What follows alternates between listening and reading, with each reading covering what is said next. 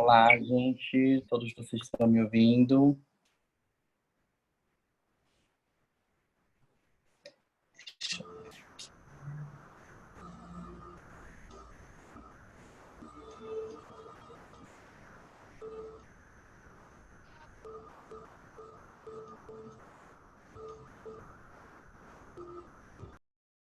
Vamos lá.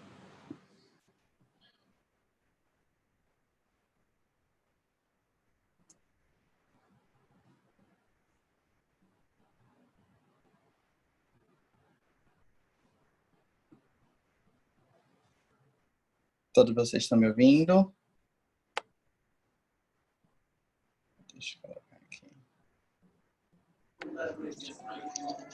Boa noite, professor.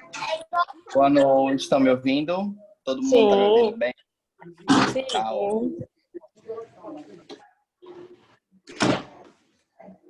vamos lá. Vamos só esperar mais um pouquinho o pessoal entrar. Uma bênção.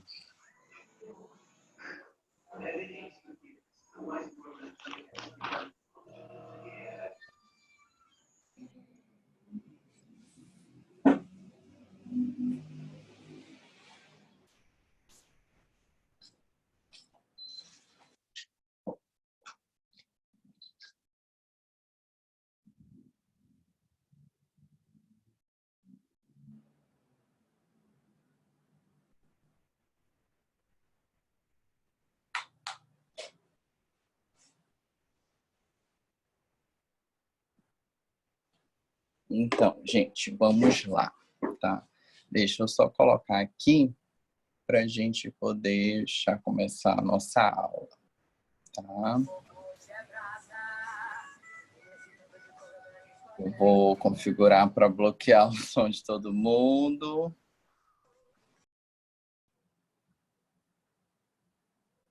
Desativar. Vamos lá. Então, gente, boa noite. Nós estávamos comentando na nossa aula anterior sobre a teoria natalista e a teoria concepcionista, certo? Comentamos um pouco, temos a Jennifer Lima, que é aluna nova. Seja bem-vinda, Jennifer. Nós estávamos comentando um pouco. Só desativa teu áudio, Jennifer. Tá? Quem estiver com o áudio ativado, desative, tá? Então, vamos lá. Nós comentamos na nossa aula anterior um pouco a respeito, já havíamos comentado durante o semestre a respeito do início da personalidade civil, tá? Para que, após o início dessa personalidade civil, nós passássemos ao estudo da capacidade civil, tá? Verificamos na nossa aula anterior que esse início da personalidade civil ele se dá conforme o Código Civil de 2002, com o nascimento com vida, tá? E verificamos como que o direito, como que o operador do direito pode analisar se aquela pessoa nasceu com vida ou não. Como é o nome do exame? Aí agora é a hora de vocês ativarem o áudio e responder o profs. Vamos lá, como é o nome do exame? Professor, seria Dosimácia, sei lá. eu já ia tentar falar, mas a internet está muito ruim. Eu lembro do Galeno. Só lembra do Dosimácia e do Galeno. Só lembra do nome do cientista que criou. Não, falei Dosimácia. Eu sei, eu posso falar? Pode. Dosimácia e Eudostática de Galeno. Isso. O que se trata a medida tipo, da perícia para saber se a criança nasceu com vida ou sem vida. Aí Como é eles que a fazem gente experiência. sabe que ela nasceu com vida? Eles colocam. A pessoa agora respondendo. Como é que a gente sabe? Rosângela, como é que a gente sabe que a pessoa nasceu com vida? Pulmão. Não era para responder. Bora, Rosângela. Desbloqueia teu áudio e responde. Ai, Rosângela. A Rosângela Pinheiro, bora lá.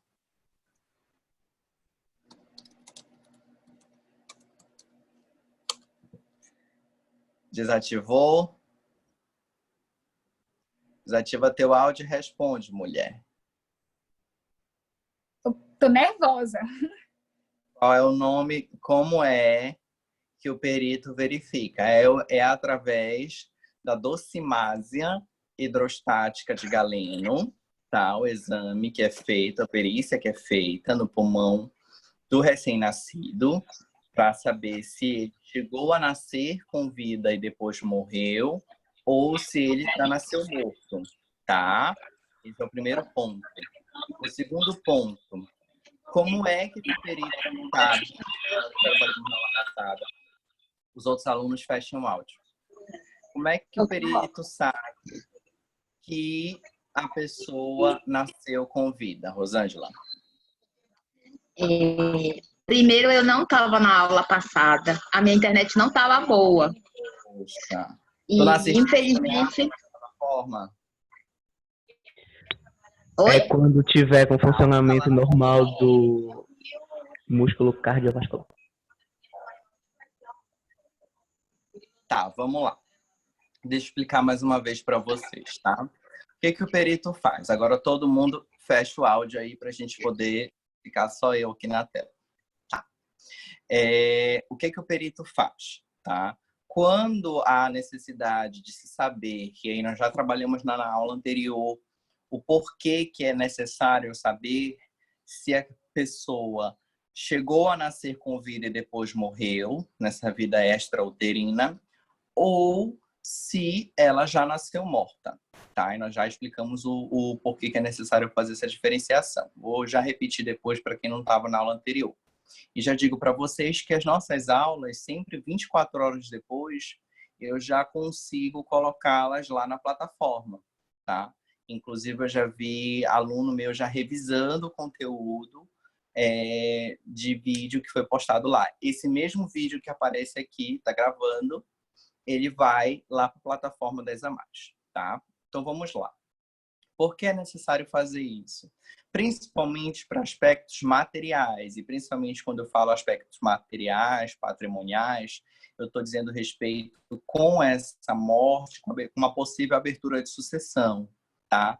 Então, é saber se essa criança, ela vai ser, esse bebê, esse ser, ele vai ser destinatário de direitos da personalidade e depois iniciar sua vida e depois morrer, ou se ele vai ser destinatário de outros direitos da personalidade que não são de cunho patrimonial, porque ele já nasceu morto. Então, a diferença maior está em alguns direitos da personalidade de cunho patrimonial e direitos de cunho não patrimonial. Essa distinção ela não se faz muito necessária, tá? Aclaradas essas primeiras observações da aula anterior, a gente só está aqui recapitulando. O que o perito faz, então, através da docimásia hidrostática de Galeno? Tá? Ele pega um fragmento do pulmão desse recém-nascido, tá? E coloca em um líquido específico, com uma densidade específica. Tá? Não me perguntem agora qual é a composição desse líquido, que eu não sei, não sou perito nesse sentido. Eu posso trazer na próxima aula para vocês, perguntar para alguns amigos meus médicos que são peritos, e aí eu trago para vocês, tá? Mas, de início, é um líquido que ele tem uma densidade específica, tá? E se aquele fragmento de pulmão ele for para o fundo do vidrinho da análise, significa que não há oxigênio, que não houve oxigênio ali dentro, ou seja, o bebê não chegou a respirar, então ele não chegou a viver, tá? Quando esse pulmão, esse fragmento, ele flutua, significa que entrou ar no pulmão, o bebê, a criança, ela conseguiu respirar, conseguiu ter uma vida extrauterina, tá? Após o corte do cordão umbilical e depois morreu, tá? Então, é isso que o exame da docimásia hidrostática de Galeno, ele vai fazer essa análise, tá? Até aqui tudo tranquilo, tudo certo? Alguém está com alguma dúvida? Quem tiver com dúvida, só ativar o áudio, manda aqui no bate-papo, professor, eu tenho uma dúvida. Aí a gente ativa o áudio e continua a aula, tá? Essa plataforma é justamente para a gente poder ter uma maior interatividade. Eu falei para vocês que não vou ficar falando aqui. A gente vai manter o nosso mesmo padrão de aula, tá? Daquela aula interativa. Eu perguntando para os alunos e a gente conversando, tá bom? Até aqui tudo tranquilo? Diga. Então, se o pulmão que é colocado nessa vasilha, ele flutuar, a criança ou o feto nasce com vida. É isso? Se flutuar. Se o pulmão flutuar, significa que entrou ar no pulmão. Presta atenção, se o pulmão flutuar, significa que entrou ar nesse pulmão. Então, essa criança, ela respirou. Então, se essa criança respirou, pericialmente, eu considero que ela tenha nascido com vida. Tá, era porque eu não tinha conseguido Entendeu? notar. Agora eu já entendi. Tá bom? Então, mais alguma dúvida, gente? Tudo ok? O áudio tá ok também, tá tudo certo. Hoje eu não tô falando com fone de ouvido, que o meu celular tá conectado direto. Eu passei o dia hoje trabalhando com essas questões de coronavírus, guarda, convivência de criança. Quando a gente for estudar direito de família, vocês vão gostar dessa matéria, vai ser muito legal. Mas voltando, tá? E agora, na aula de hoje, nós vamos trabalhar como... Tá travando o vídeo para vocês? Estão perguntando, tá normal? Tá travando? Deixa eu dar uma verificadinha aqui. Tá travando só um pouquinho. Vamos só dar uma olhadinha aqui.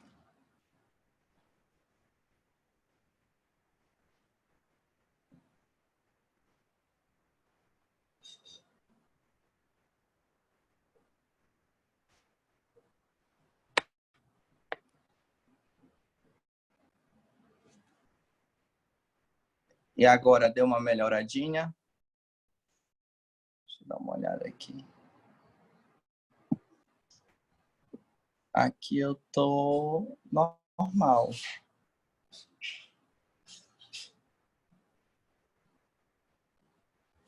Aqui eu tô tranquilo.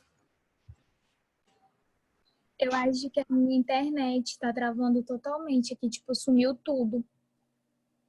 Entendi. Eu só Mas consigo para os outros alunos, tá tudo ok?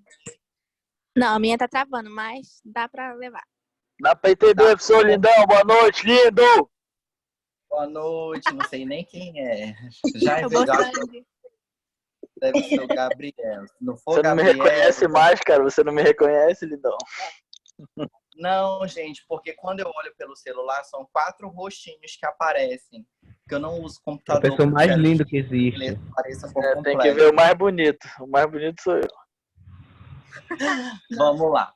E como nós sabemos que o direito civil ele é um direito lógico, ele é um direito óbvio, tá? Tudo que tem um início tem o seu fim, tá? E como nós estudamos o início da vida, agora nós vamos partir um pouco para o fim da vida, tá? É uma parte um pouco interessante. Do bimestre nós vamos fazer um trabalho a respeito disso. E aí os alunos até brincam, eu já falei para vocês, credo, professor, se eu gosto de falar sobre morte. Então, não, gente, é algo que é inevitável, né? E aí a gente tem que estudar, como eu falei para vocês, o direito civil, logo após o diploma da Constituição, ele é um dos diplomas mais completos dentro da vida da pessoa, porque ele consegue regular desde antes do nascimento até depois da sua morte, tá? E assim como nós estamos trabalhando com o início e fim da personalidade, nós vamos agora, já estudados o início dessa personalidade, vamos estudar o fim dessa personalidade, tá? O fim da personalidade, conforme o Código Civil, ele ocorre com a morte, tá? Com a morte da pessoa. No Código Civil de 1916, existia a possibilidade, olha a carinha do Matheus ali, existia a possibilidade da morte civil, tá? O que seria a morte civil? A pessoa, ela não morria de forma natural, biológica, tá? Porém, ela tinha sua morte decretada. Aí você fica perguntando, professor, mas como assim? Uma pessoa viva que tinha sua morte decretada por algum tipo de pena, era considerada uma penalidade, na época se aplicava isso, se aplicava a pena de morte civil. E eu quero que vocês estudem sobre isso. Na próxima aula eu vou perguntar, tá? A respeito disso. Isso não se aplica mais no Código Civil de 2002, tá? Isso se aplicava no código anterior. No nosso código, é a morte presumida, tá? Ou a morte natural, tá bom? Primeiro vamos falar da morte natural, depois nós vamos falar da morte presumida. Por quê? A morte natural é a mais fácil. É aquela quando a pessoa morre. Só que aí eu faço uma pergunta para vocês. Quando eu posso considerar uma pessoa morta? Quando eu posso considerar o fim da vida? Nós já trabalhamos o início, teorias que versam sobre o início da vida, certo? Para o direito civil, em especial o direito da personalidade. E agora vamos estudar o que para o direito da personalidade, o que para o direito civil é considerado a morte de uma pessoa, o fim da vida de uma pessoa. O que vocês acham? Porque primeiro nós vamos trabalhar com a questão, como eu falei, da morte natural, tá? Quando a pessoa morre. Depois nós vamos trabalhar a questão da morte presumida, porque ela tem alguns artigos no Código Civil que primeiro tem que decretar ausência, tem algumas hipóteses ali, ela é um pouco mais técnica, ela é um pouco mais diferente da morte natural. Indo para a morte natural, o que vocês acreditam que seja o fim da vida de uma pessoa?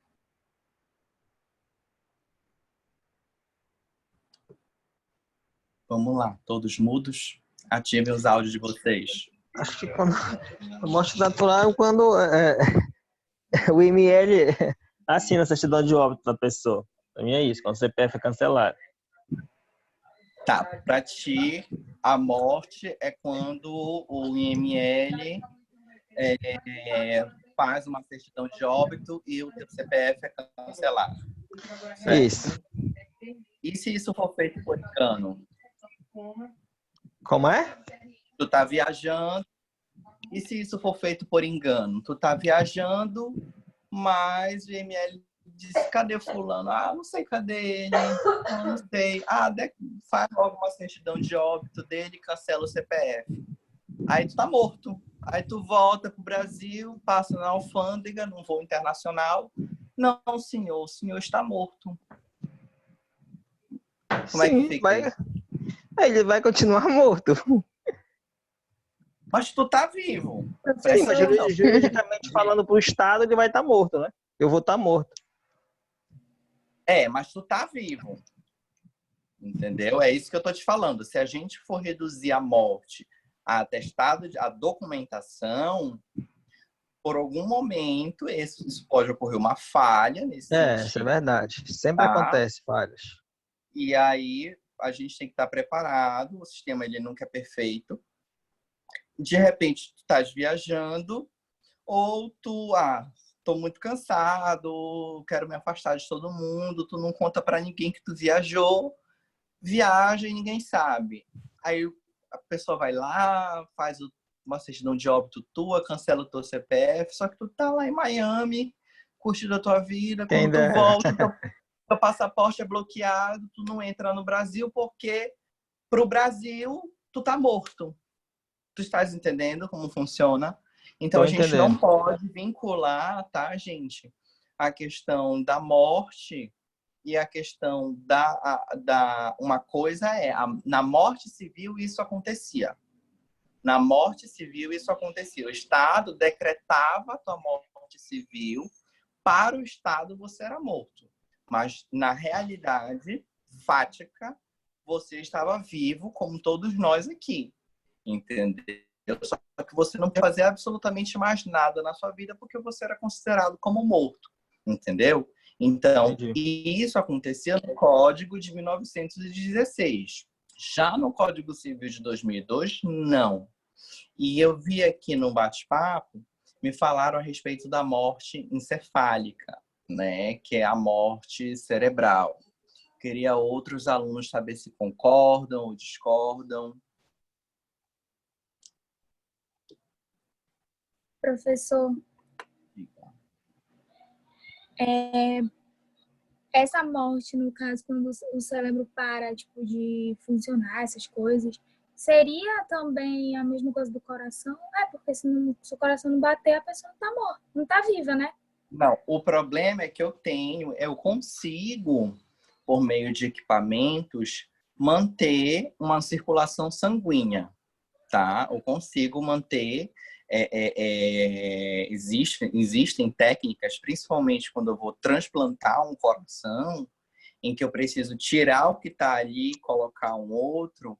Existem técnicas em que os vasos sanguíneos são canalizados para uma máquina específica e essa máquina faz a função de coração, tá? Então, a morte cardíaca, a gente também desconsidera ela, tá? Para a doutrina majoritária, é a morte encefálica, é a morte cerebral, tá? Tanto que, quando ocorre a morte cerebral, é que você pode fazer, a família pode fazer a doação de órgãos, se possível, né? Desse falecido. Então, é feita uma análise, tá? Primeiro é verificado se passa, existem 3 análises que são feitas, tá? A morte cerebral, ela não é detectada logo de início, tá?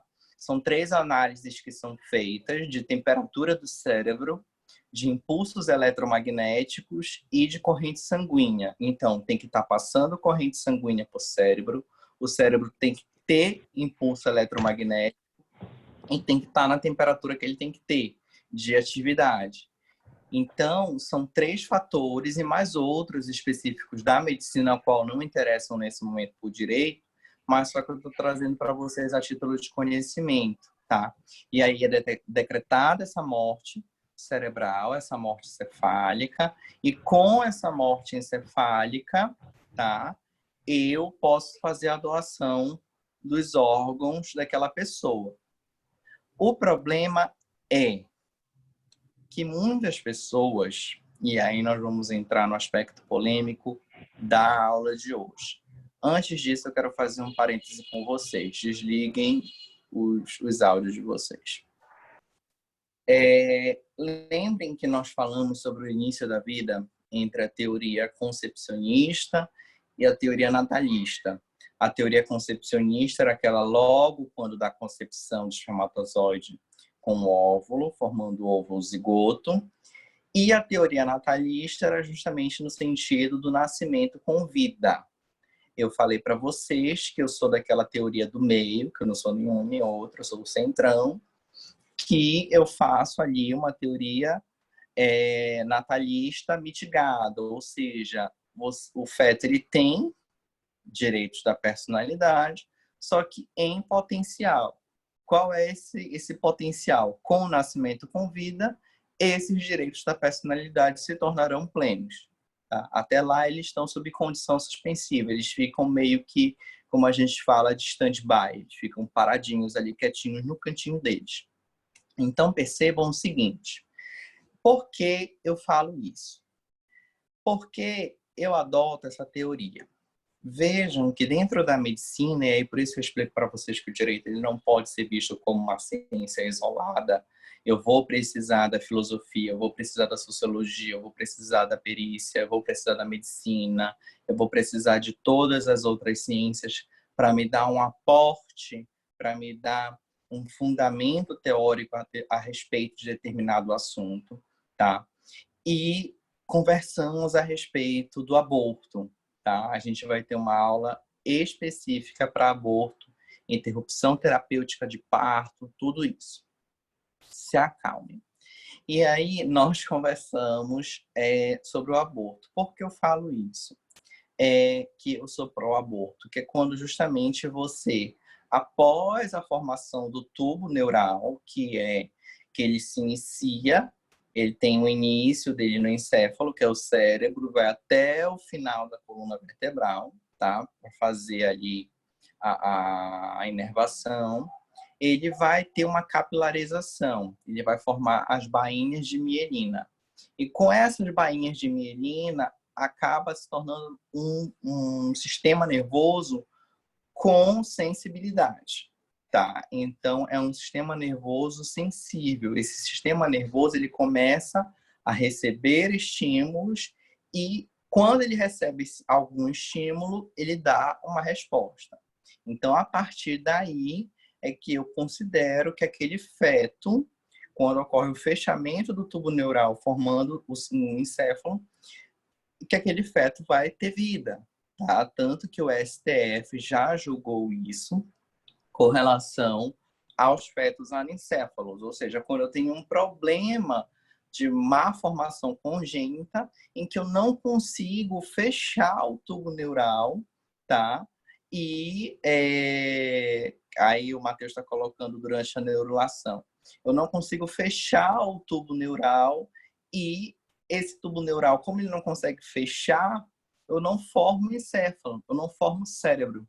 Eu formo todas as outras estruturas do feto, menos o cérebro. E aí não há a resposta do sistema nervoso central a determinados estímulos, tá? Então, já fazendo essa comparação da morte cerebral com o nascimento, que seria o início da vida cerebral, tá? Então, só para justificar para vocês por que o professor de vocês adota uma teoria mista, uma teoria que é mitigada. A Jennifer está dizendo que gosta desse tema. Obrigado, Jennifer. Vamos lá, tá? Então, enfim, vamos começar. Eu trouxe aqui para vocês, e eu acho muito importante com que vocês anotem, porque nós somos operadores do direito. Minto, nós somos juristas.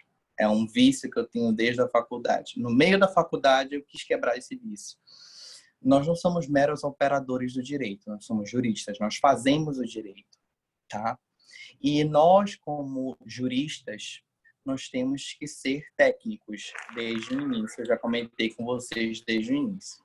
Então, é interessante fazer a distinção, quando eu trato da morte, entre eutanásia, distanásia e ortotanásia, tá? Existem esses 3 tipos, anotem aí. Não dá pra anotar. Quem tá com o áudio ligado? Eu tô. Professor, pode repetir aí? Tá, vamos lá. Eu tenho a eutanásia, eu tenho a distanásia e eu tenho a ortotanásia.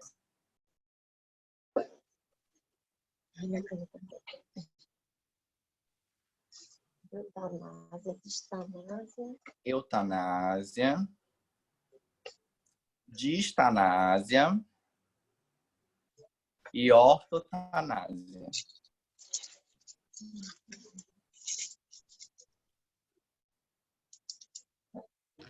Professor, você pode repetir novamente? Vamos lá. Eutanásia. Ok. Distanásia. Ok. E ortotanásia. Tá. Tá. Ok. Vamos conversar um pouquinho sobre cada uma delas. Eutanásia, distanásia e ortotanásia. Tá. Gente, vocês têm mais ou menos... Não, ninguém quer se manifestar?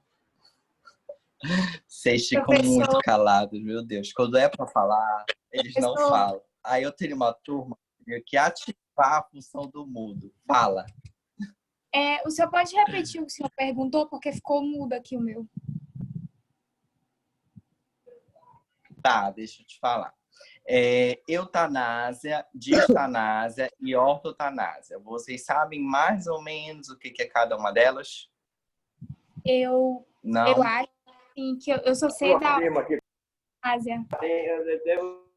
Ortotanásia é morte natural, não é? Professor. Um por vez. Sim.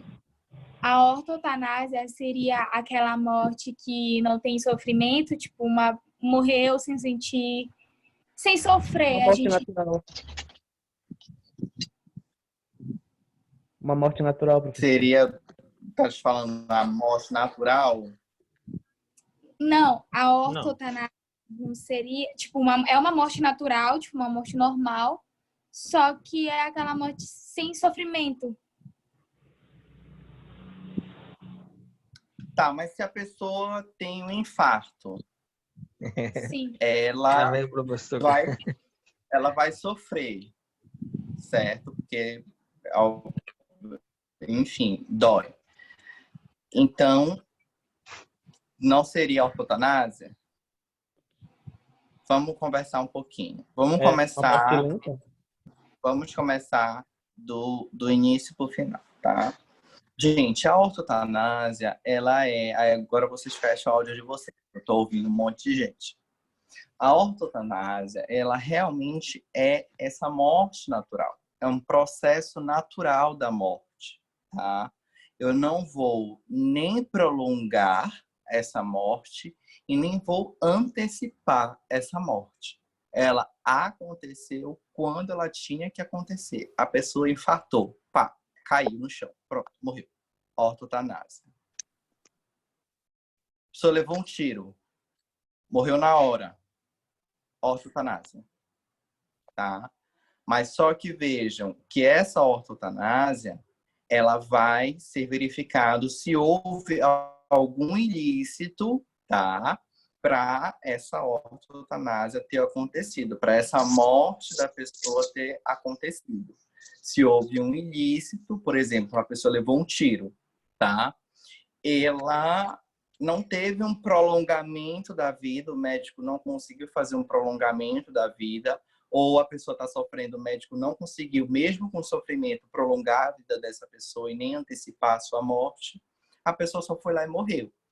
Foi uma morte, tá? Foi uma antecipação dessa morte, mas decorrente de um ilícito. O Sidney está falando que o teu áudio não está bom. O áudio de você está ok quando eu falo? Não. Tá travando. Não. Travada Tá de vez ok. em quando. Ela está sendo gravada, tá? Então, daqui O a meu mais tá ok. horas, eu vou estar colocando ela lá na plataforma pelo YouTube, tá bom? E aí vocês podem assistir, porque eu acredito que seja, às vezes, o sinal da internet pode dar uma oscilada e travar, tá bom?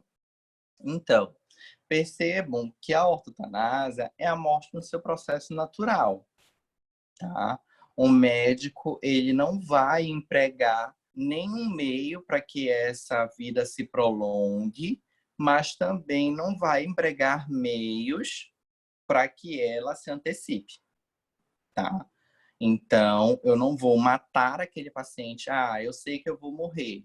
Eu tenho uma doença em estágio terminal, mas eu não sofro, não acontece nada comigo. Eu só sei que uma hora eu vou morrer.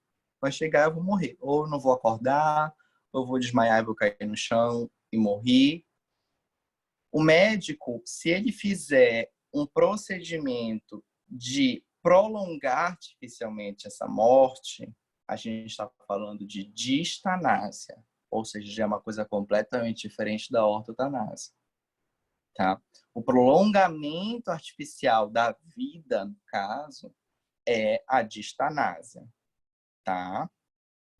Anotem aí. Vamos lá. A ortotanásia é a morte natural, tá?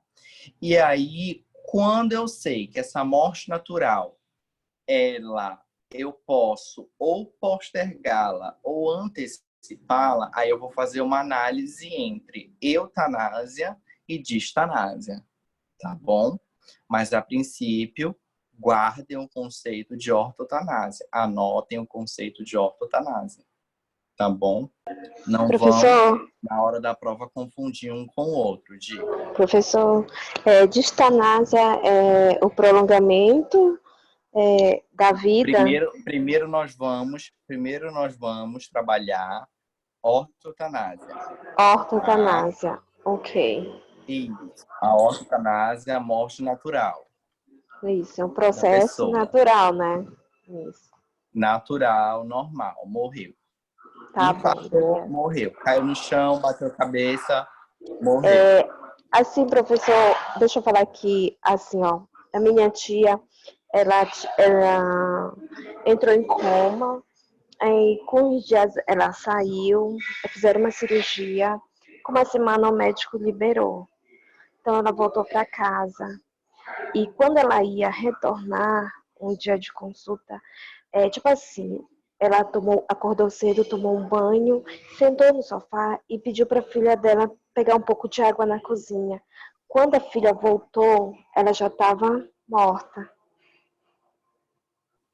Isso daí poderia ser uma ortotanásia, tipo...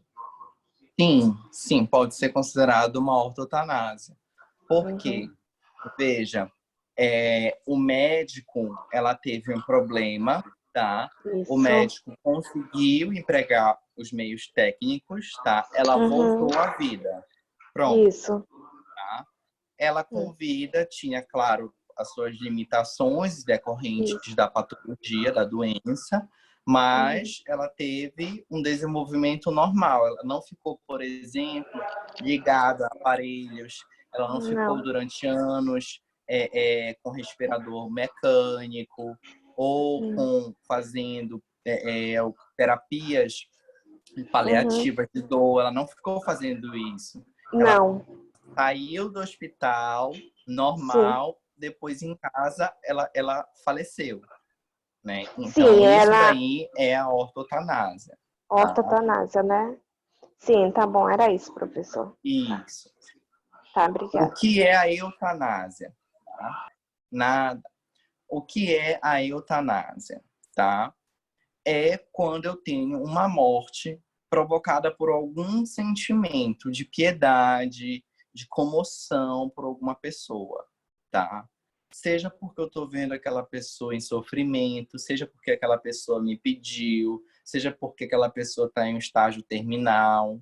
E aí eu vou antecipar essa morte. Mas eu vou fazer uma antecipação dessa morte por um sentimento... eu não vou dizer... Fiquem com essa palavra, não é um sentimento nobre, tá?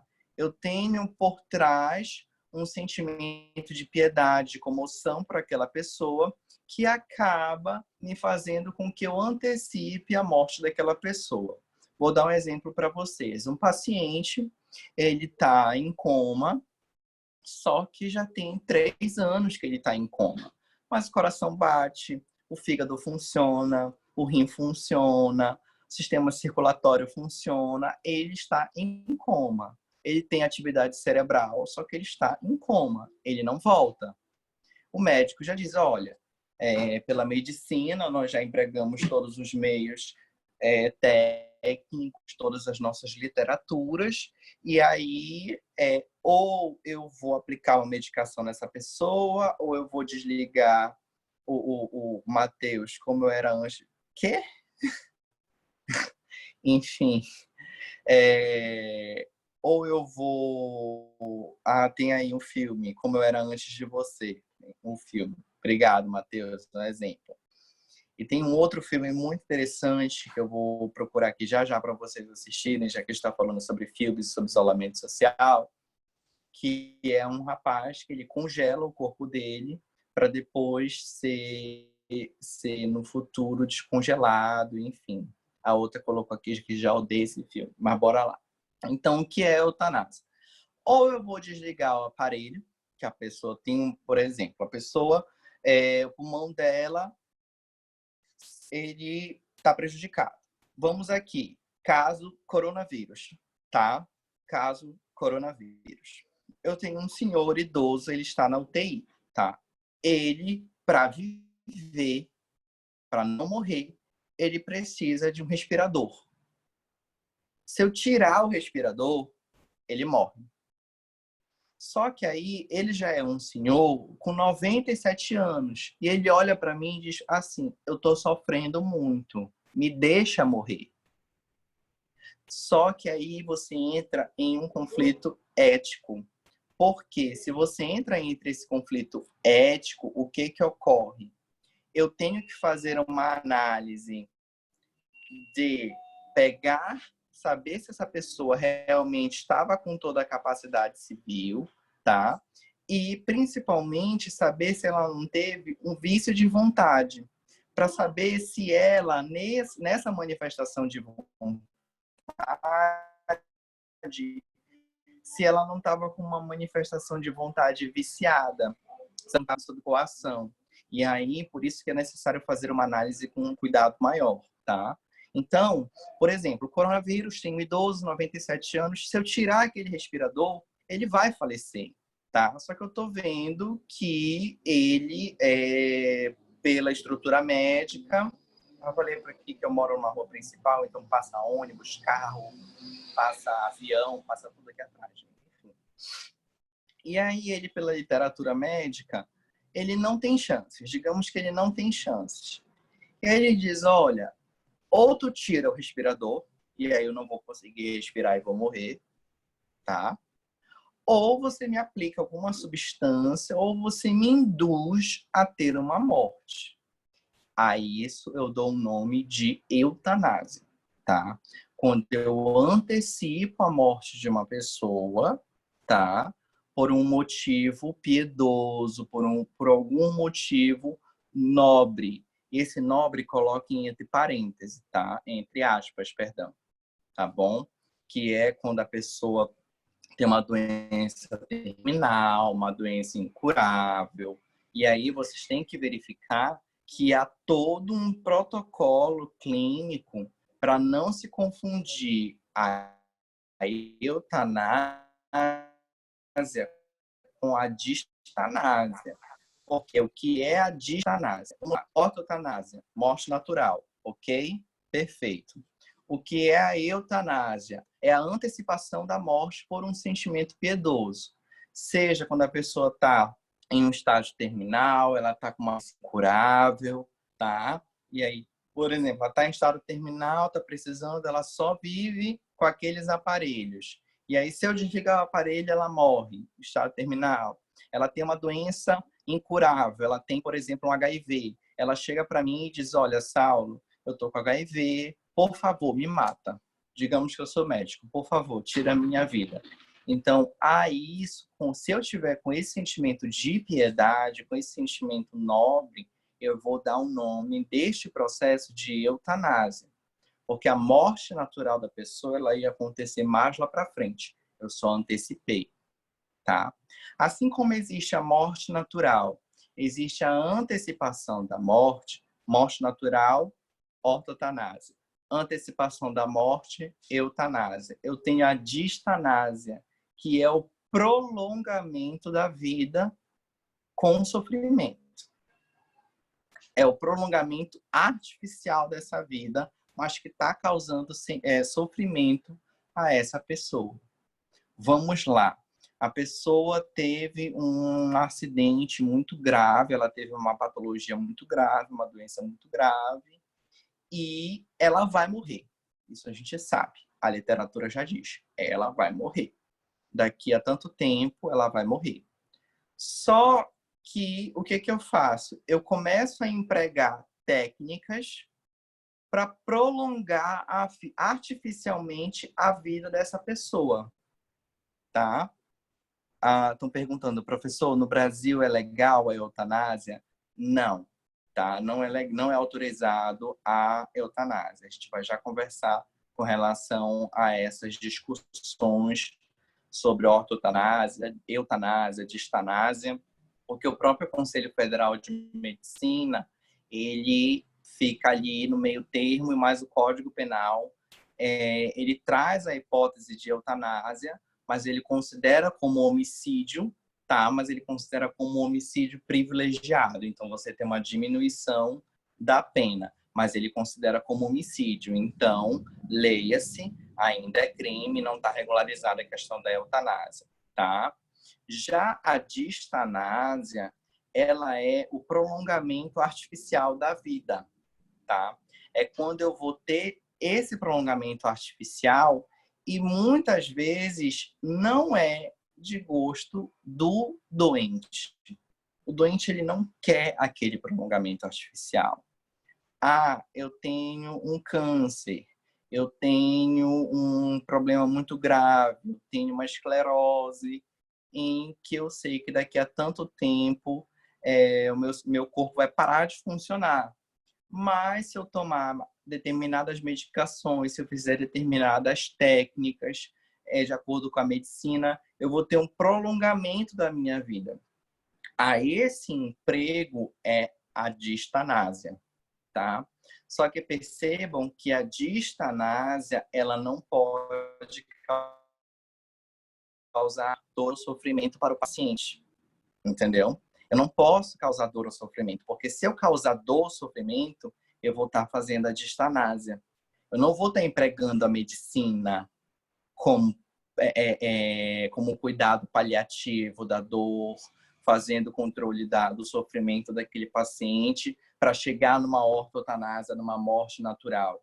Porque, veja, um paciente com câncer, ele pode ter uma morte natural. O que eu vou fazer é minimizar as dores que aquele câncer pode trazer para aquele paciente. Isso daí eu posso fazer. O Conselho Federal de Medicina permite ao médico fazer esses cuidados paliativos e empregar os meios necessários para reduzir o desconforto do paciente. Mas a morte natural ela vai acontecer. Então, não posso fazer como médico prolongar essa morte, fazer com que ela aconteça mais, empregando meios e técnicas para que aquele paciente não morra. E a isso eu chamo de distanásia, tá? Então, vejam, a ortotanásia é a morte natural, a eutanásia é a antecipação dessa morte por um sentimento, tem um caráter subjetivo, tá? Por trás, e eu tenho a distanásia, que é o prolongamento. Então, a gente tem o meio natural, que é a ortotanásia, eu tenho a antecipação, eutanásia, e eu tenho o prolongamento, a distanásia, tá? Perfeito. Olha, Rosângela, teu cachorrinho é a coisa mais linda do mundo. Tá, gente? Até aqui nós temos alguma dúvida? Vamos lá. Vou abrir aqui o áudio para você. Professor? Fale lá. Deixa eu lhe perguntar uma coisa. Em relação à distanásia, a pessoa pode não estar sentindo nenhuma dor física, mas a questão psicológica, porque outro dia eu estava vendo uma pesquisa que pessoas que têm esse problema, problemas de doença, que estão levando à morte e tal, mas estão só prolongando isso, elas desenvolvem problemas tipo depressivos, essas coisas, e elas não querem esse prolongamento, entendeu? E mesmo assim continua ocorrendo. Você entendeu? Veja, o prolongamento da morte, tá? Eu consigo entender. Ela pode não ter uma dor física, né? Mas tem a questão da dor psicológica. Por isso que a gente vai ter os trabalhos. Já vou te dar a palavra, Gabriela. Nós vamos ter para o segundo bimestre os trabalhos, tanto a respeito do aborto, a respeito da questão do nome do transgênero, que nós vamos abordar na próxima aula, com outro direito à personalidade. Ou eu quero já começar nessa aula, a questão do nome. E a questão da morte, da eutanásia, da distanásia, da ortotanásia, da pessoa ter direito, assim como ela tem direito à vida, ela também tem direito à morte digna. A pessoa, pela Constituição, ela não tem o direito a uma vida digna através do princípio da dignidade da pessoa. Sim. Esse princípio da dignidade da pessoa, ele vai tanto para a vida quanto para a morte. Então, eu trabalhei semestre passado com meus alunos um tema que é o direito à morte digna. E a gente vai trabalhar também nesse semestre, tá bom? Quem tinha... Aí sim, voltando à questão, nem te respondi. Vamos lá. Então, encabeçado por essa ideia do direito à morte digna, tá? Se a pessoa tem esse sofrimento psicológico, e aí eu posso ver se a medicina consegue manejar esse sofrimento psicológico, tá? E reduzir esse sofrimento psicológico. Por exemplo, a pessoa descobre que ela tem um câncer, mas é um câncer que está no início. Ela entra numa depressão profunda. Ela tem direito a fazer, por exemplo, uma eutanásia? Uma pessoa tem direito a fazer uma eutanásia com ela? Não, entendeu? Porque a medicina ainda possui meios para fazer com que aquela pessoa se recupere, tanto para tratar o câncer, tratar a patologia principal, quanto tratar a patologia psicológica, esse sofrimento profundo que ela tem, tá? Então, é necessário do jurista, é necessário do advogado, do juiz, do promotor, fazer essa análise, e essa análise não tem como a gente fazer ela em abstrato. A gente tem que fazer ela voltada no caso concreto, tá? Eu tenho que olhar para o caso concreto, tenho que fazer as perguntas, saber se aquela morte ela poderia ser evitada, saber se eu poderia empregar meios de técnicas de medicina que minimizassem ou que retirassem a dor daquela pessoa, ou que tirassem essa pessoa de um estado de depressão, por exemplo, dessa dor psicológica. Então, tudo isso é analisado ponto a ponto no caso concreto, tá? Tinha mais uma pessoa que queria, acho que era a Gabriela, que queria falar. Oi, professor. Diga. Em relação à distanásia, qual é o objetivo dela? É tentar levar uma ortotanásia ou tentar salvar o paciente? Quando é que ela pode acontecer? A distanásia, ela ocorre quando eu sei que a pessoa vai morrer. Eu sei que a pessoa ia morrer hoje. O coração dela parou hoje, tá? Mas eu botei essa pessoa em um coração artificial. Eu peguei os vasos, peguei o vaso, coloquei numa máquina. E aquela pessoa só está vivendo porque aquela máquina está fazendo o sangue dela correr no corpo dela. Se eu desligar aquela máquina, o sangue para de correr, ela morre. A pessoa tem um grave problema pulmonar causado pelo coronavírus, tá? E é uma pessoa com uma idade muito avançada ou é uma pessoa que tem alguma comorbidade, que a gente chama de uma doença pré-existente, ela está no estado muito grave, está sentindo muita dor, muito sofrimento, e eu vou e coloco um aparelho nessa pessoa, tá? A pessoa, se eu tirar esse aparelho, ela morre. Agora, é diferente dos casos em que eu tenho os idosos, que é necessário eu colocar o aparelho, esperar o período do vírus passar, e aí a pessoa recupera, e aí eu retiro o aparelho. Isso são coisas diferentes. Em um caso, que é o caso da distanásia, eu sei, eu como médico, como profissional, eu sei, até como jurista, que aquela morte ela vai acontecer, tá? Que a pessoa ela só está viva, basicamente aquela expressão, respirando com a ajuda de aparelhos, entendeu? Ela só, se eu tirar um fio, ela morre. Mas eu tenho certeza de que ela não volta mais. Ela teve, por exemplo, uma morte cerebral, mas aí a família, já vou te dar a palavra, Rosângela, mas aí a família não quer que aquela pessoa morra, tá? Só que aí, vejam, isso aconteceu e chegou à Suprema Corte norte-americana, uma pessoa teve a morte cerebral declarada, tá?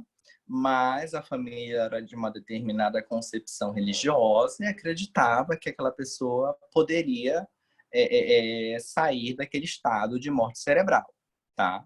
E aí, como é o cérebro que manda, que faz os comandos para o coração, para o pulmão, nós temos o sistema nervoso simpático e o sistema nervoso parasimpático.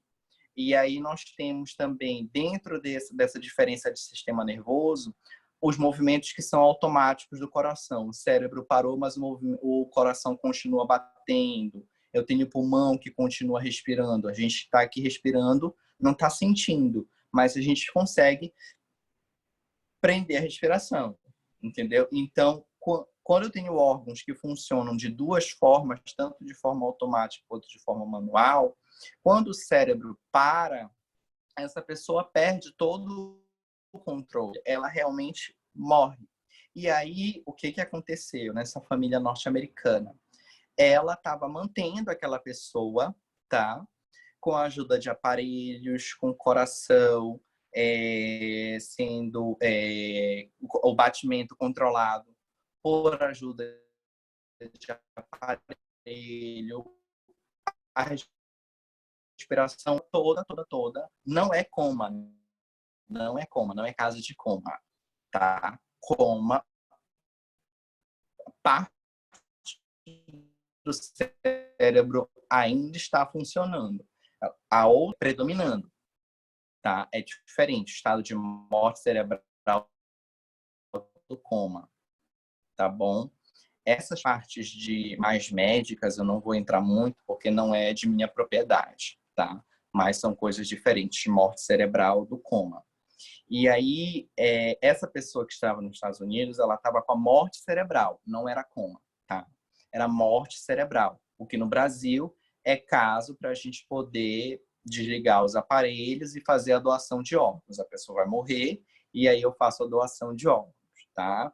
Mas lá, parte dessa família, né, que acreditava, ingressou com uma ação para que não fosse desligado nenhum aparelho daquela pessoa. Não fosse desligado o respirador, não fosse desligado o aparelho que controlava os batimentos cardíacos, não fosse terminado a administração da alimentação integral daquela pessoa. E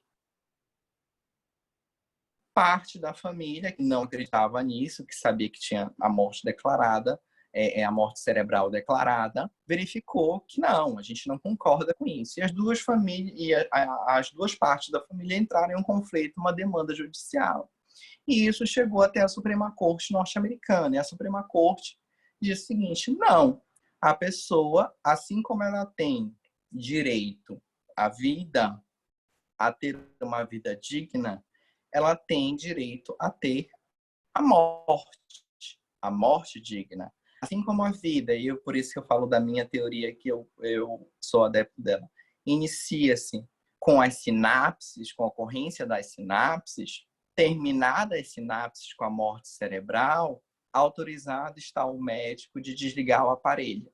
Então, eu vou reformar as decisões das instâncias anteriores e o médico está autorizado a desligar os aparelhos. E aí foi desligar os aparelhos, minutos depois, não chegou nem uma hora, a pessoa faleceu. Então vejam que esse caso é um caso de distanásia. Eu sei que a pessoa ela vai falecer, mas só estou prolongando a morte dela. Tem uma parte, uma citação da professora Marilena Diniz, que eu queria falar com vocês, que é sobre o estado atual do biodireito, tá? Isso vocês vão estudar mais lá para frente, mas eu só estou dando essas considerações iniciais porque é necessário para a nossa disciplina, tá? Mas vocês vão estudar isso em bioética, tá? Transfusão de sangue, célula-tronco, todas essas questões de células embrionárias, início e fim da vida, de uma forma misturando aí sim com um professor especialista da área mais biológica da coisa, e com a questão jurídica, tá? Aqui nós estamos trabalhando início e fim da personalidade jurídica, ainda em direito civil. E aí verifiquem que a Marilena, quando ela fala no seu livro, tem um livro dela que é o Estado Atual do Biodireito, tá? Ela diz que a distanásia, abre aspas, trata-se do prolongamento exagerado da morte de um paciente terminal ou tratamento inútil. Não visa prolongar a vida, mas sim o processo de morte. Entenderam? Professor. Diga. Se liga. Então, a distanásia, tanto a eutanásia quanto a distanásia, o paciente lá já vai virar presunto de qualquer jeito, tá mal. Só que na distanásia, eles arrumam um jeito de aliviar esse sofrimento, prolongando, e na eutanásia alivia o sofrimento de uma vez. Seria isso ou não? tem o fenômeno morte, tá? Na distanásia, esse fenômeno morte, esse processo de morte, ele é prolongado, Sim. tá? Na eutanásia, ele é antecipado. Sim, sim. Pode ser a mesma doença nos dois casos, mas, tipo assim, famílias diferentes e um optar por prolongar isso e o outro, já optar acabar por de uma vez, é antecipar. isso? Ah, tem um câncer incurável. Tem um câncer incurável. Esse câncer incurável, eu posso chegar com o médico e dizer assim, olha, deixa eu te falar uma coisa, me aplica aqui uma injeção que eu quero morrer, não quero mais viver. O que é isso?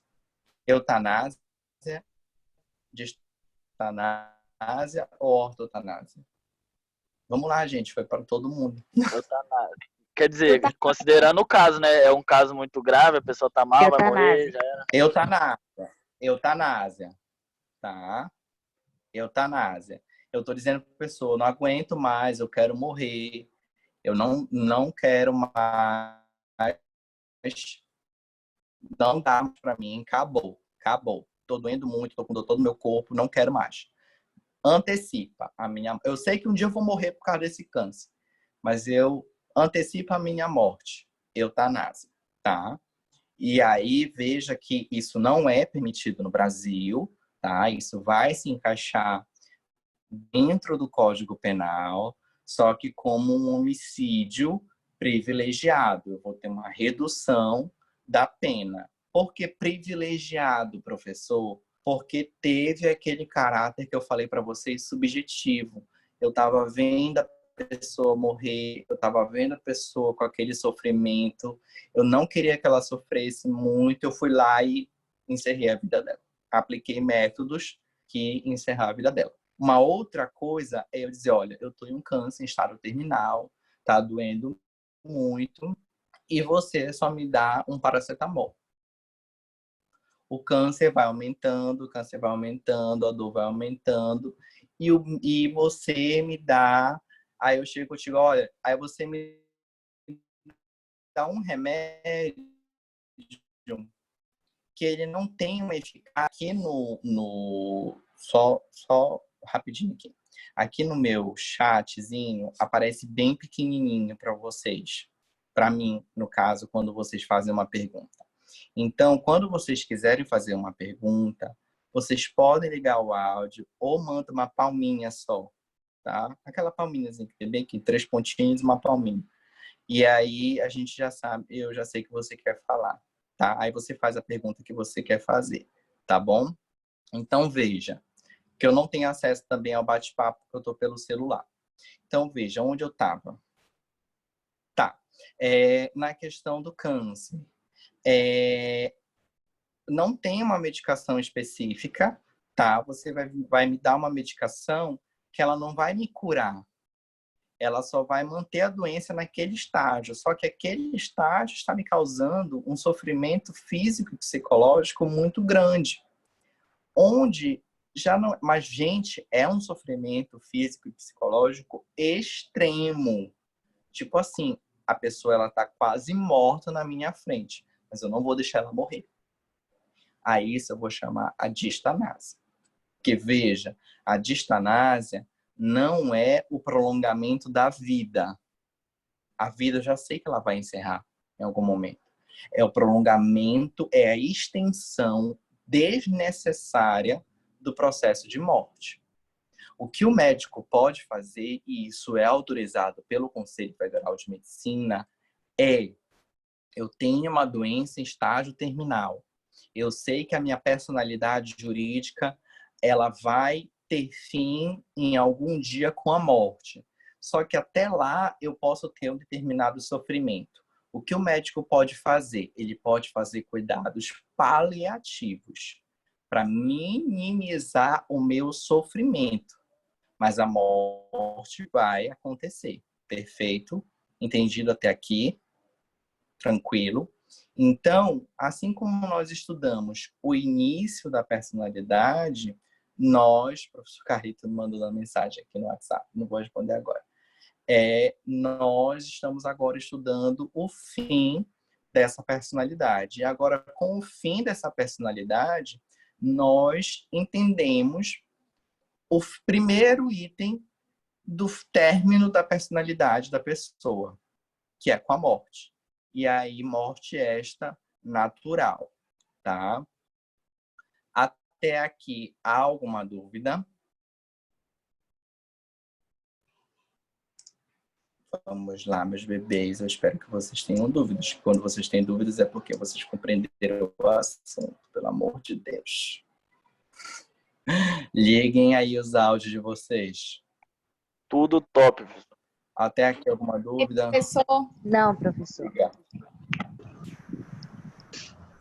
Professor, nessa distanásia, é o prolongamento da vida artificial. Foi isso que o senhor falou ainda agora. Aí depois o senhor falou prolongamento da morte. Vejam que não. Prestem atenção. Ortotanásia é a morte natural.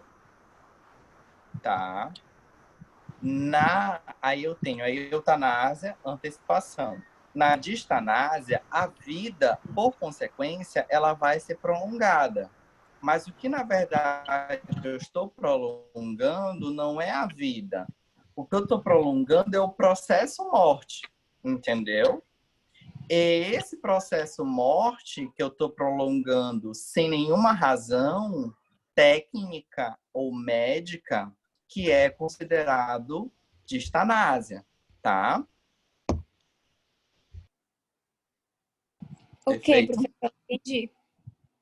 Vocês têm acesso... Fala, Rosângela. Professor, o senhor já explicou aqui que a eutanásia é crime, tá? E que a distanásia, eu vou prolongar o sofrimento, vou prolongar a minha morte sabendo que eu vou morrer. Eu estou prolongando o meu sofrimento. Uhum. A ortanásia é um processo natural da morte, tá? Eu lhe pergunto, vamos lá, vamos supor, eu estou com câncer, estou em estado terminal, a eutanásia ela é crime no Brasil, mas eu deixei um documento para um familiar meu que quando eu chegasse a um determinado estágio da doença, eu queria que fosse me aplicada a injeção, né, que chamam, para que eu interrompesse. Uma injeção qualquer. Para que eu interrompesse a minha vida ali, para não ficar em sofrimento. É válido no Brasil isso? Sim, perfeito. Aí entramos em uma discussão. Essas disposições de última vontade, elas ainda não são válidas dentro do Brasil, tá? Elas ainda não são válidas. Veja, a antecipação, porque aí tu estarias fazendo uma antecipação da tua morte. Tu ainda não estava morrendo, mas tu chegou a determinado estágio de sofrimento que tu não aguenta mais.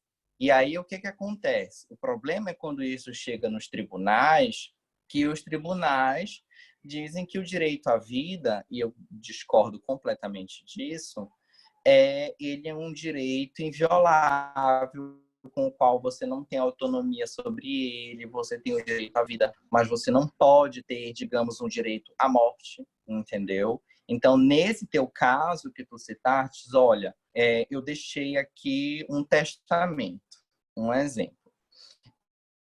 E nesse meu testamento... Não vou falar do testamento, porque o testamento só vou abrir com a morte. Eu deixei... Tá... dizendo que se ocorrer morte cerebral, olha o primeiro exemplo, se ocorrer a minha morte cerebral, eu posso doar os meus órgãos. Isso daí é válido no Brasil, porque o Brasil reconhece, na lei de doação de órgãos, que a vida termina com a morte cerebral. Tá? Agora, vamos ao exemplo 2. Não é caso de morte cerebral. Você tem uma anomalia no seu cérebro. Não é um câncer, não é nada. É uma anomalia que o seu cérebro, uma hora, ele vai desligar. Vai dar um shutdown e ele vai só desligar e acabou. Você descobre que você tem essa doença, o médico diz, olha, você pode morrer daqui a 2 segundos agora aqui na minha frente, ou você pode morrer com 95 anos. Ninguém sabe.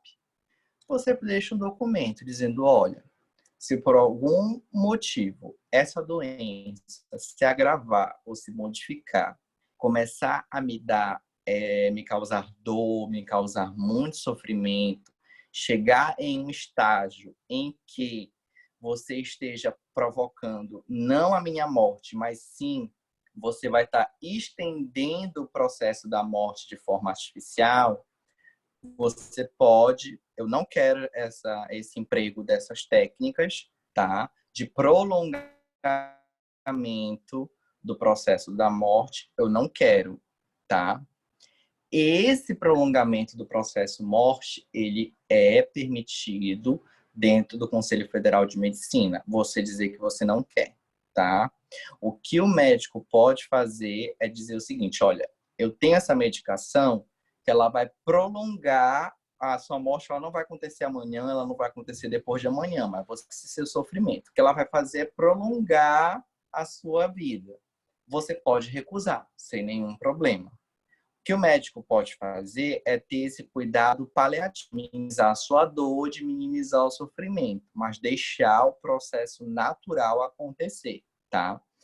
Outro exemplo, tenho, aí esse que tu falou, tenho uma doença grave e chegou um determinado momento, eu tenho uma doença que o meu corpo todo dói, eu não aguento mais. Não aguento mais, não tem medicação nenhuma, não tem tratamento, não tem medicação nenhuma que faça passar essa minha dor.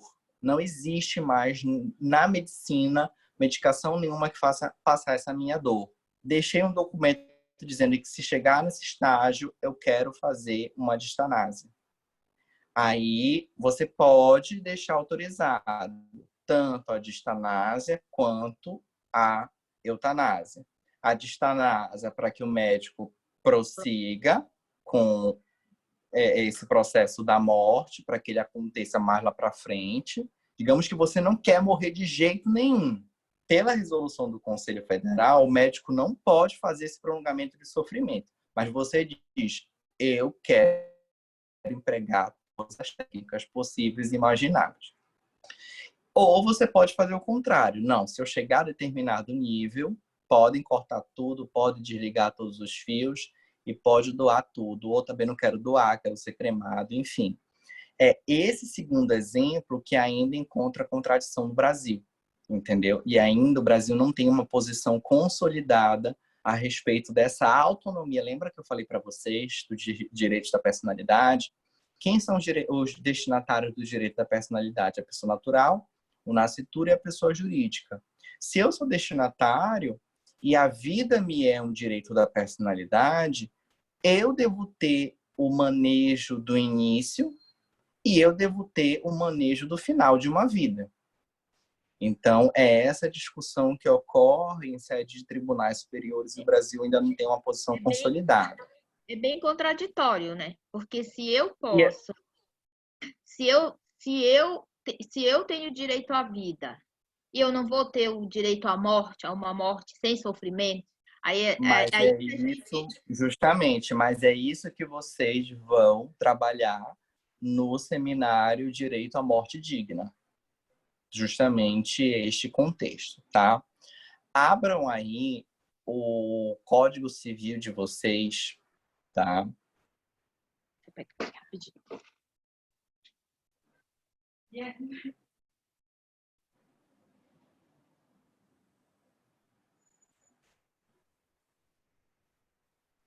No artigo 6º do Código Civil.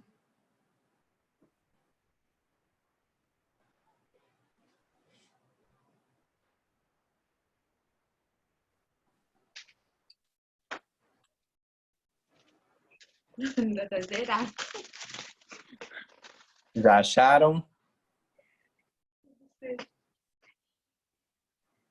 Qual é o artigo?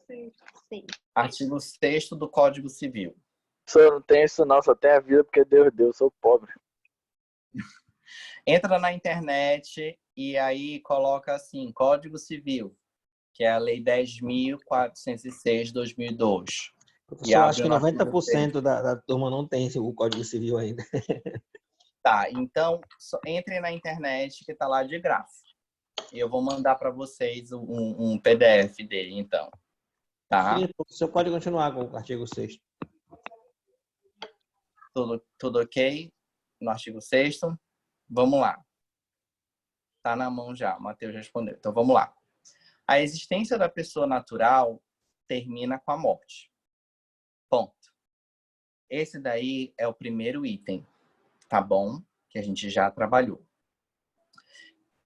A primeira, o fim da existência da pessoa natural. Ela termina com a morte.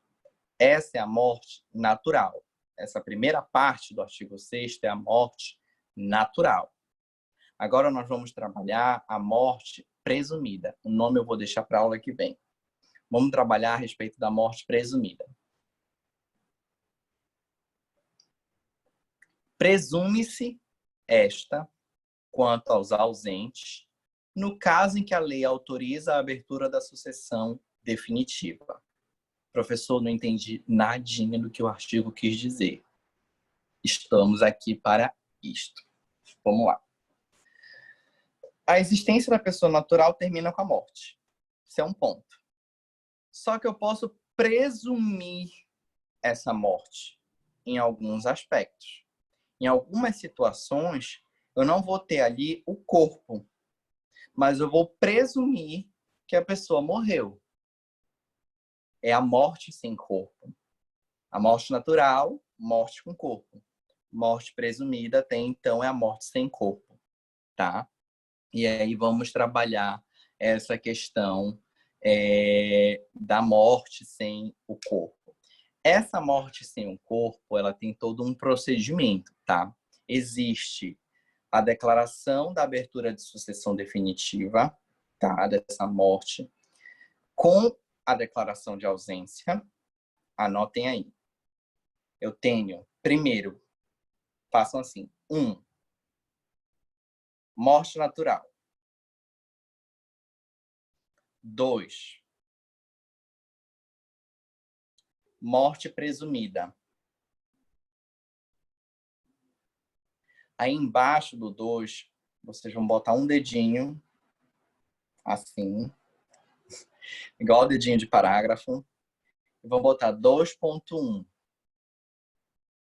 Com declaração de ausência.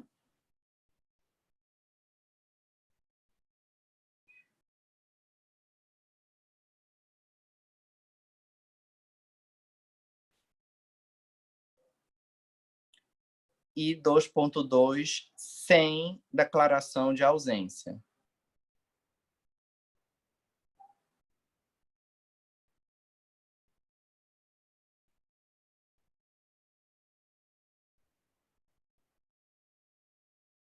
Tá?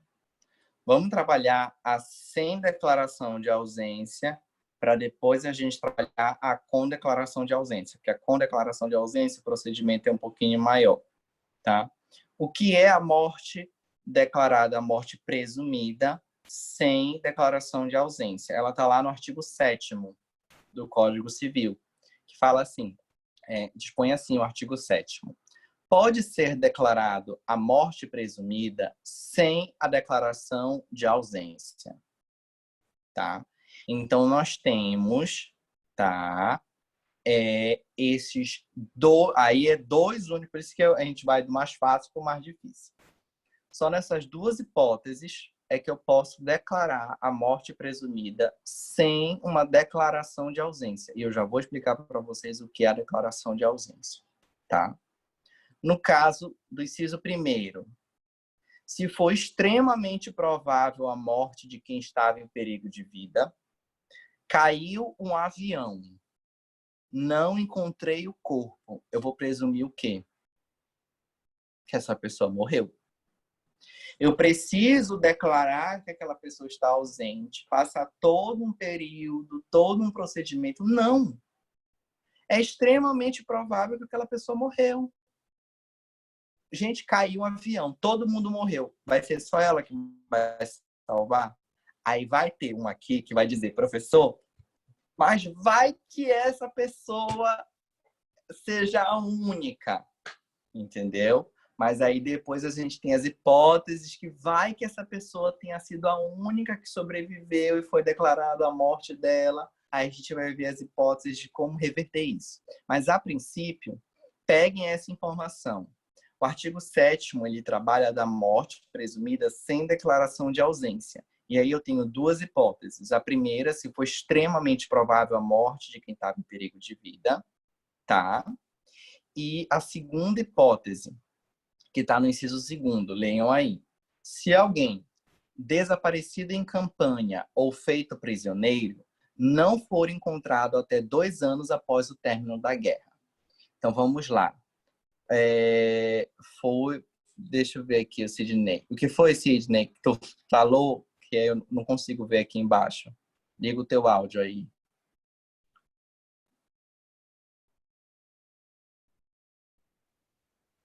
Não, prof, sobre o início lá, quando a gente estava falando, eu falei para o senhor que a minha teoria de morte seria quando o ML dá o atestado de óbito, não é isso?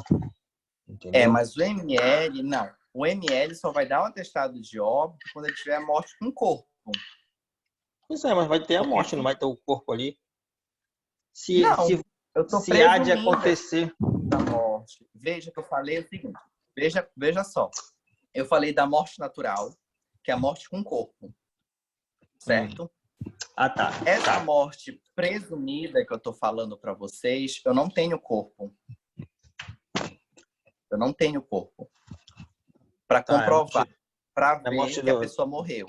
Da Elídia Samúdio lá, do Bruno matou. Elisa Samúdio. Não encontrei o corpo da Elisa Samúdio até hoje. Isso. A Elisa Samúdio foi declarada morte presumida da Elisa Samúdio. Porque, pelo inciso 1º, extremamente provável a morte de quem estava em perigo de vida. Entendeu? Então, foi declarada a morte. A Elisa Samúdio pode aparecer a qualquer momento e dizer, ei, eu não morri. Sim, isso que o advogado dela falou na hora da defesa do Bruno lá. Entendeu? Não tem corpo. Não tem corpo. Do advogado lá que... A morte, falou. mas é isso, gente. Esse é o conhecimento que vocês precisam ter. Por isso que eu falei para vocês que o direito a gente estuda de forma separada, mas é só para fins didáticos. Mas vejam que eu estou aplicando um conceito de direito civil em uma defesa de direito penal. E se o Michael Jackson voltar? Só que aí a gente tem um prazo, tá, gente? A pessoa não pode aparecer daqui a 200 milhões de anos e querer que a vida dela seja restabelecida como se ela nunca tivesse morrido, nunca tivesse se ausentado, tá? Isso a gente vai estudar o que acontece quando a pessoa volta. Mas, fala, Rita. Professor, e o caso daquela menininha que desapareceu no hotel na Itália? Que até hoje não acharam o corpo dela, tá bem? Isso, porque no caso dela ainda continuam as investigações, ainda não consideraram morte.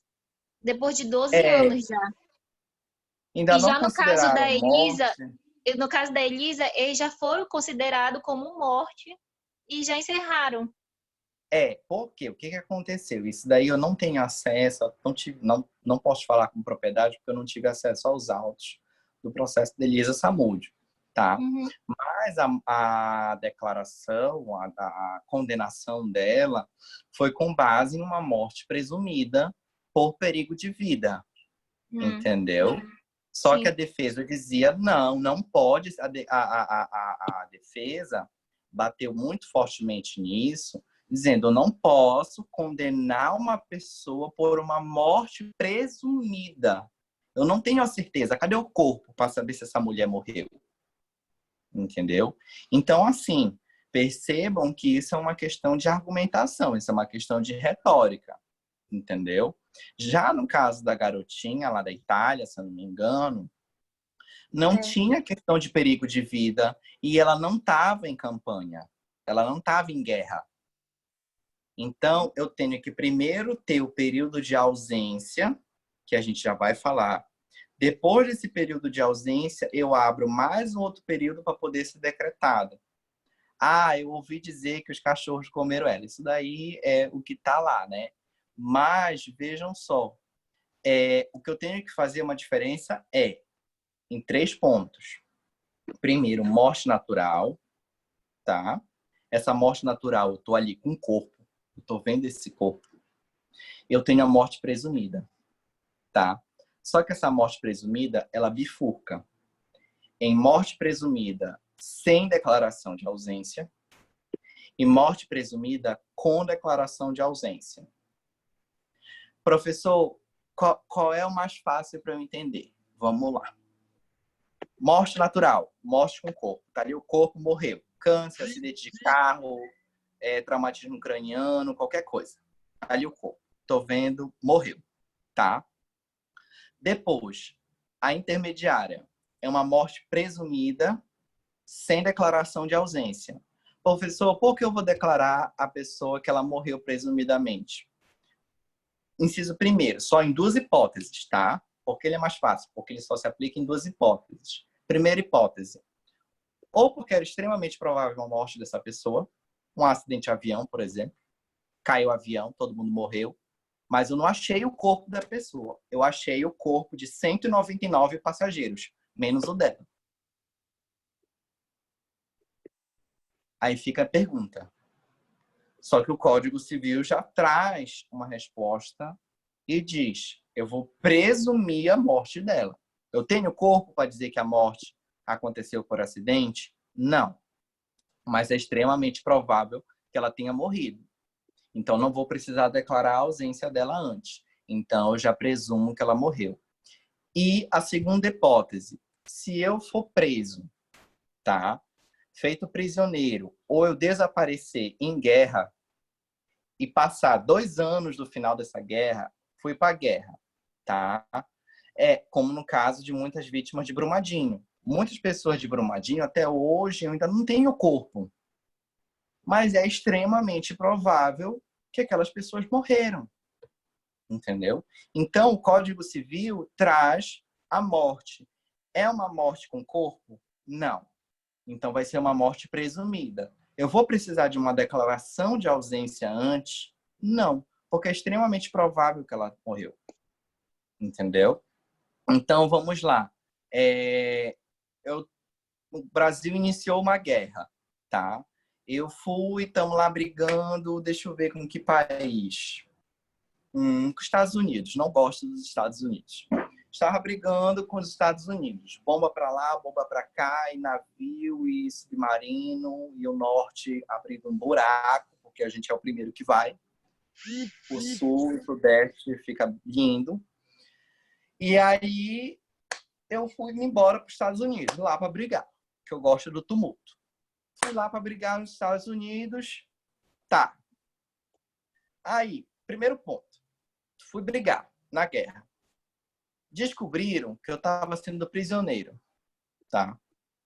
Passou 2 anos do fim da guerra. Saulo não voltou. Declara a morte presumida sem declaração de ausência.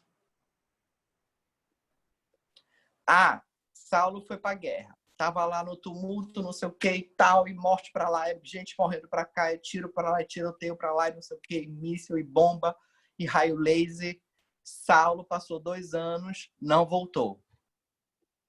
Declara a morte presumida sem declaração de ausência. Só são nessas 2 únicas hipóteses. Tá? Entenderam? Aí vamos para o parágrafo único do artigo 7º. Antes, só um instantinho, só para a gente terminar o artigo. A declaração de morte presumida, nesses casos, e aí vem uma coisa interessante, só poderá ser requerida depois de esgotadas as buscas e averiguar raio laser. Mano, na guerra vale tudo. Depois de esgotada as buscas, cadê?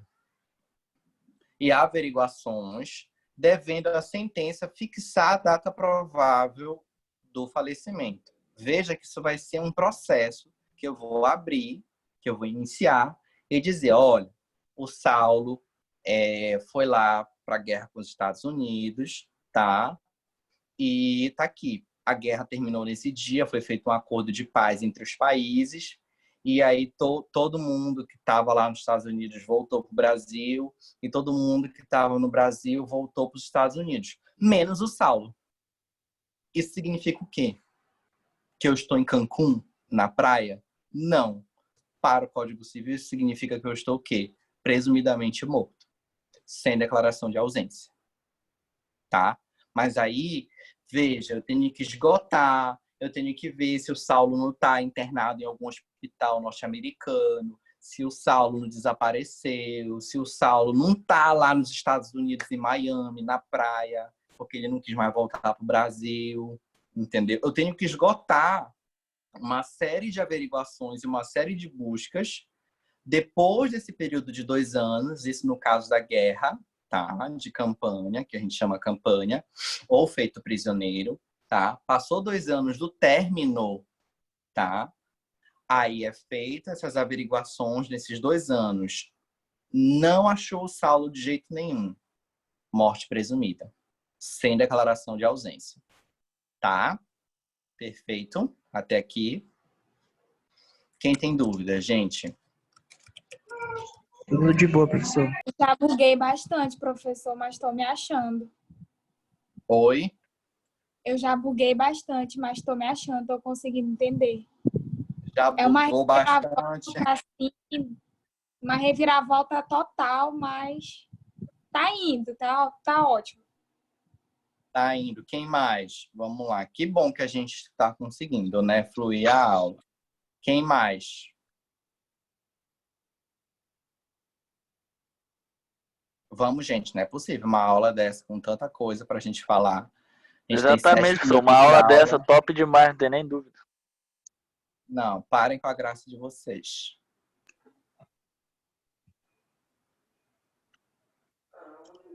Não, professor, o bagulho é meio louco, mas dá para entender. Dá para entender? Dá. Então, tá. Vamos lá, então, gente. Intervalo, professor. E Intervalo. aí, eu quero que vocês leiam, tá? Eu já vou deixar para vocês essa leitura. E, gente, vocês não são obrigados a comprar o Vadmec, tá? É um livro gigantesco, desse tamanho enorme. Vocês não são obrigados. Só façam o seguinte. Antes de começar nossas aulas, o que vocês vão? Vocês colocam assim. Código, lá no Google. Código Civil. Tá? Vai abrir um site. Vai ter o brasão do Brasil. Deixa eu ver aqui se eu consigo virar a minha câmera. Tá vendo? Planalto. Código Civil. Aí vai aparecer aqui, ó. O nosso Código Civil, para quem não sabe ainda, é a Lei 10.046 de 2002, que institui o Código Civil, tá? Nós estamos aqui, ó, no livro 1. Pessoas naturais, personalidade, capacidade. Dá para ver daí? Depois eu vou ver, conforme a gente for melhorando, eu vou ver umas ferramentas bem legais para cá. E aí, vocês vão ver aqui, ó. Nós já lemos, tá? O artigo 6º e o 7º, inciso 1º e 2º, e o parágrafo único, tá? O que eu quero para a aula que vem é a leitura completa dos artigos 22, que aqui a gente já vem para ausência, tá? Do 22 ao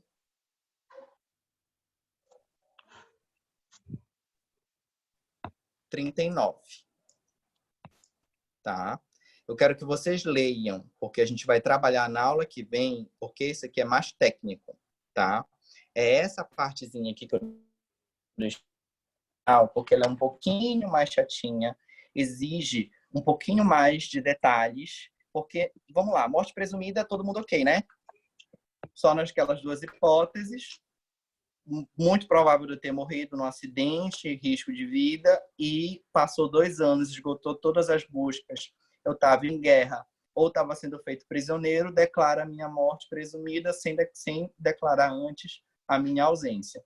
E a outra hipótese é a morte natural, tá ali o Saulo. Não precisa declarar o Saulo ausente ou presumidamente morto. Eu tô vendo o Saulo ali morto. Credo, deixa eu bater na madeira, porque eu não quero me ver morto. Mas seria meio estranho, né? Eu me ver. Mas, enfim. Eu acredito em alma, essas coisas, então vamos lá. Mas existe um outro tipo de morte presumida, que é a morte presumida com declaração de ausência, tá? E aí é essa declaração de ausência que nós vamos estudar na aula que vem, tá bom? E aí eu já deixo aqui para vocês, curtam, ativem o sininho do nosso canal, se inscrevam, brincadeira, para vocês lerem o artigo de 22 a 39, tá? Professor, vocês na aula que vem vocês vão querer me bater, porque vocês vão dizer assim, professor, não entendi, isso daqui eu não estou entendendo também, isso aqui também não estou entendendo. A gente vai destrinchar o de 22 a 39, tá bom? Porque é uma parte muito mais técnica, tá? Então, eu gosto sempre do mais fácil para o mais difícil. A gente deu uma invertida, mas de forma didática. Vai. 39 ou 29? 39. Ok. Tá? Porque, olha, a gente vai abrir o capítulo que ele fala da ausência, tá? E a ausência é do 22 ao 25. Aí nós vamos estudar a ausência, tá? Que é para completar o artigo 6º e 7º, beleza? Porque o 7º fala da sem declaração de ausência e o 6º fala da presunção. Aí a gente vai unir o 6, o 7 e os 22 em diante. E aí, do 22, do 26 até o 39, a gente vai ver aquelas perguntas. Professor, e se a pessoa voltar? Professor, quanto tempo a pessoa pode passar lá fora? Declarei ela morta, de repente ela apareceu. Michael Jackson está vivo. Isso a gente vai estudar do 26 ao 39. Tá bom, gente? Então, eu espero, mais uma vez, que a nossa aula tenha sido muito proveitosa, muito boa, tá? E cada vez mais a gente vai aperfeiçoando. Eu vou ver se eu consigo, na aula que vem, trazer o código para mim poder riscar, porque eu gosto de riscar. E aqui não dá para riscar, só mentalmente. Mas é isso, tá? Fiquem todos com o meu abraço. Tenham uma excelente noite. Alguma dúvida até aqui? Deixa eu ativar o... Não, professor. Não? Tá. Só então, muita dor de cabeça, mas isso aí é bom. Não, prof. Tá. Então, quais são os artigos da aula que vem? Do 22 ao 39. Ao 39. Pronto.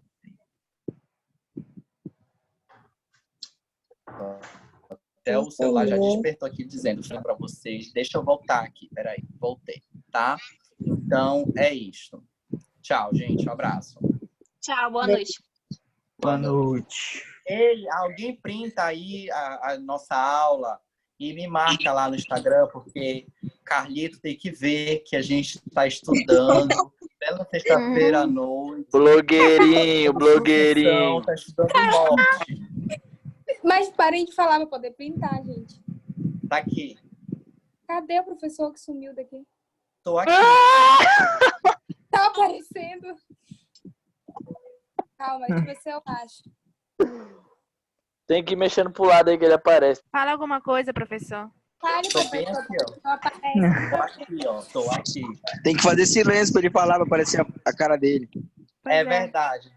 Deixa eu botar aqui. Isso, apareceu. Pera. Fica aí, Pera Bruno. aí. Tá fazendo uma pose.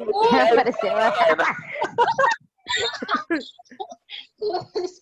Fala, professor. Deixa eu calar a boca de todo mundo aqui. Pronto, desativar todos. Tá aí. Peraí. Vou fazer uma pose bonita, gente, que eu quero um print legal.